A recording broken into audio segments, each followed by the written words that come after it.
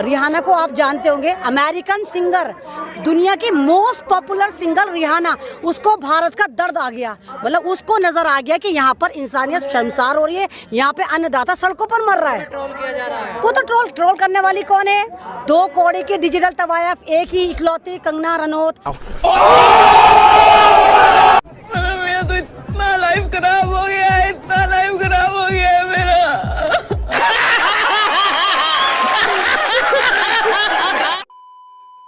को एक बात बता दीजिए जो इन्होंने चुनावी रैली में कही हो या संसद में कही हो जो सच निकली हो। खुद अमित शाह क्या बोले? जुमला है। तो इन जुमलेबाजों की बात कौन माने? और क्या बोला? हम धदारा, फिर चच्चा से कहा है तुम मरारा। अबे अली अमिताभ बच्चन से इन्होंने ज़्यादा सीख लिया आजकल। बच्चन साहब के साथ इतने ऐड करा देते हैं, कॉलर ट्यून भी चलवा दी थी कोरोना की। तो इनके साथ तकलीफ ये है कि ये फिल्मी अंदाज में ज़्यादा जीते हैं। हमारी फ़ोटो खींच लो, हमारा वीडियो बना लो, हटा देते हैं लोगों को ऐसे, हट जाओ हमारी फ़ोटो आती कहाँ से है? तो ये फिल्मी अंदाज वाले प्रधानमंत्री हैं हमारे। इनको सिर्फ दिल में है और जिगर में है और जान में है, और फिर शाम को ये मशरूम खा के सो जाओ। वो कानून वापस नहीं लेंगे तो ये किसान उनकी सरकार वापस ले लेगी। हार गए मोदी जी, आप हार चुके हैं। आप एक हारे हुए खिलाड़ी हैं, थके हुए खिलाड़ी हैं। तभी आज सुबह रो रहे थे पार्लियामेंट में। काहे रो रहे थे? अरे एक बहादुर इंसान होता है, वो रोता नहीं है। बड़ा फौजी का शौक है इनको, सेना की नकली नौकरी करते हैं, जाने क्या वो पहन करके सेना का घूमते हैं। ऐसी यूनिफॉर्म पहनने से आप फौजी नहीं बन जाते।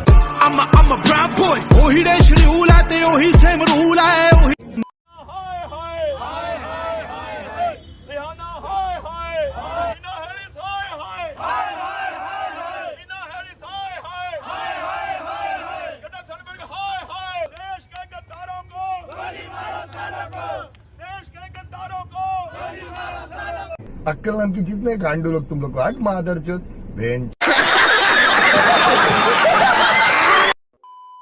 मोदी जी ने कहा है कि एमएसपी थी, है और रहेगी। लिख के देने, लेकिन किसान नहीं मान रहे उनकी बात। लिख के देने क्यों मानेंगे? ये तो हवा में कुछ भी बोलते। काला धन वापस आएगा, आया दीवान संसद में तो पता नहीं कितना झूठ बोले।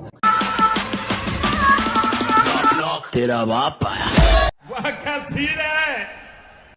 कभी भी कोई सत्ता पक्ष कोई भी निर्णय लेता है तो उस समय का जो विपक्ष होता है वो उसके सामने खड़ा ज़रूर होता है। भूल गए जब स्मृति ईरानी टमाटर और आलू गले में डाल करके डांस कर रही थी किसानों के साथ, तब क्या हुआ था?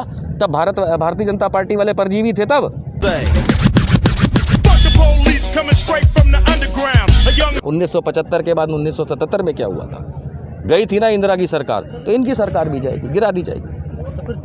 इस सरकार की बदौलत ये आंदोलन अब क्रांति में बदल रहा है। देखिए हकीकत ये है कि 1857 की जो क्रांति थी वो इसीलिए आई थी कि कंपनी राज जो ईस्ट इंडिया कंपनी का था वो हर किसान से ये कह रहा था कि हमारा बॉन्ड साइन करो और कॉन्ट्रैक्ट फार्मिंग जो CFC है उस पर आप सिग्नेचर करो ताकि ज़मीन उनकी हो जाए और पैदावार खुद करो और फिर भी लगान दो। अब यही चीज़ इस समय 2020 के कानून में लाने की कोशिश है। इस किसान ने 1857 में अंग्रेज़ों के सामने हल चला दिया था। मोदी जी आपका क्या होगा, आप खुद सोच लीजिए। अगर नरेंद्र मोदी में थोड़ा सा भी दिमाग होता तो कम से कम पद की गरिमा खुद रखते। हम लोगों से क्या आशा रखते हैं कि हम पद की गरिमा रखें? 4 बार रो देते हैं। आप लोगों को बोला क्यों? आपको बोला था ना कि जब हम डिमोनेटाइजेशन करेंगे, नोटबंदी करेंगे तो काला धन आएगा। काला कौवा नहीं आया, धन की बात क्या कर रहे हैं? वाह मोदी जी, वाह वाह। अक्षय कुमार कनाडा का रहने वाला है, उसने भारत की नागरिकता को त्याग दिया है। प्रधानमंत्री जो मर्जी करें, अक्षय कुमार की बात कह रहा हूं, अक्षय कुमार भारतीय नहीं है। कंगना रनौत पे मैं टिप्पणी नहीं करता, ऐसे जाहिल लोगों के बारे में। मोदी जी ने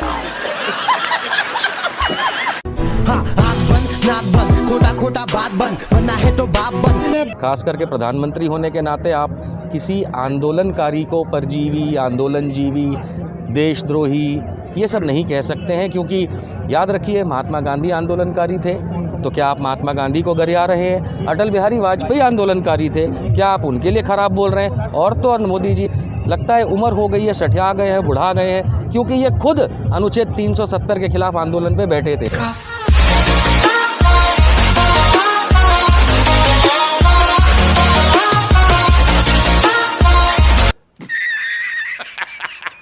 अगर मोदी जी को ये लगता है या भारतीय जनता पार्टी को ये लगता है कि विदेशी लोगों ने तारीफ कर दी या समर्थन कर दिया तो ये भारत के खिलाफ की बात हो गई।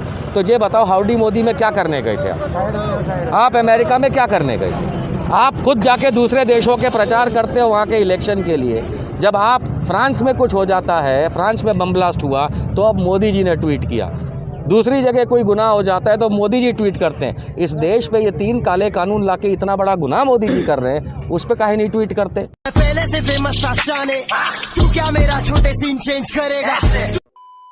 थोड़ा लुक चेंज कर लिया है, टैगोर की तरफ जा रहे हैं वो। पश्चिम बंगाल में चुनाव है, कुछ कहना चाहेंगे इस पर? हाँ जी, आप लोग ध्यान से समझिए। तो जैसे हिंदू धर्म में होता है, अलग अलग आश्रम होते हैं, बाल्यावस्था वगैरह वगैरह, तो ये वानप्रस्थ आश्रम की तरफ जा रहे हैं, इसके बाद दिखेंगे नहीं, इसलिए गायब हो रहे हैं।